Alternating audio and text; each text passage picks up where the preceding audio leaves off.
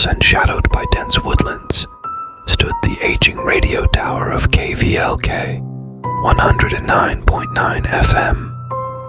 Dylan Marrow, the station's most charismatic DJ, was preparing for his late-night show, Marrow After Midnight.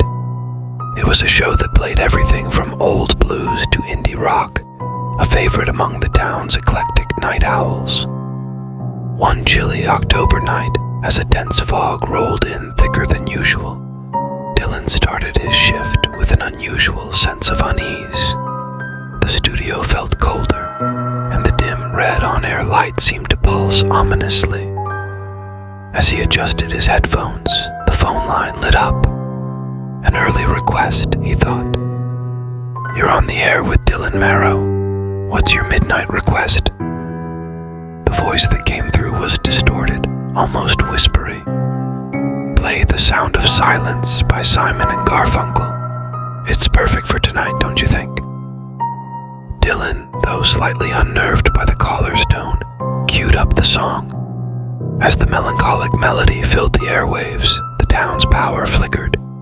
Street lights swayed and dimmed, casting long shadows on the roads. When the song ended, the phone rang again. It was the same caller. "Next, play Riders on the Storm by The Doors."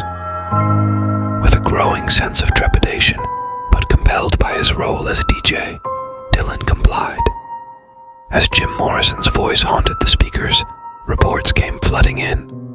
First as texts to Dylan's cell phone, then as urgent calls on the studio line. Trees had inexplicably fallen, blocking roads. A sudden, fierce storm was lashing at the windows. The mysterious calls continued, each song request bringing a new, strange occurrence in Echo Valley. Dylan felt a chill crawl up his spine as he realized the caller's control over the night. His attempts to trace the calls failed. They seemed to come from nowhere and everywhere all at once. Determined to put an end to the unfolding chaos, Dylan decided to confront the situation. On air, he directly addressed the caller. "Who are you?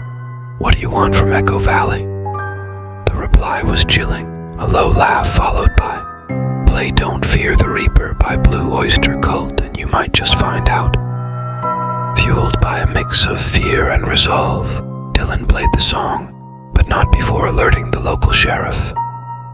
As the familiar guitar riff took over the airwaves, Dylan left the safety of his booth, heading towards the base of the radio tower.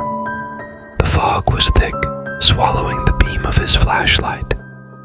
When he reached the tower, he saw figures in the mist, shadows moving rhythmically, as if the music animated them.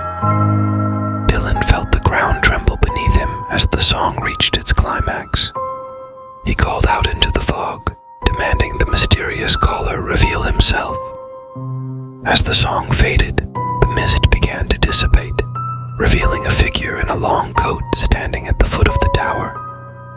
It was Old Man Crickley, the town's eccentric recluse, known for his tales of ancient radio waves and town curses. Crickley's voice was now clear. Each song was a key, unlocking the old spirits of this town, disturbed by the tower's signals piercing their realm. You needed to see to understand the power of the unseen. Shaken, Dylan agreed to help Crickley find a way to appease the spirits, using his broadcasts. They formed an uneasy pact, playing specific songs to calm the restless energies, sharing their story over the airwaves to keep the town informed and involved. Echo Valley returned to normal, but Dylan's shows were never the same. Each broadcast was a delicate dance with the unknown, a reminder that some frequencies should never be played alone in the dark.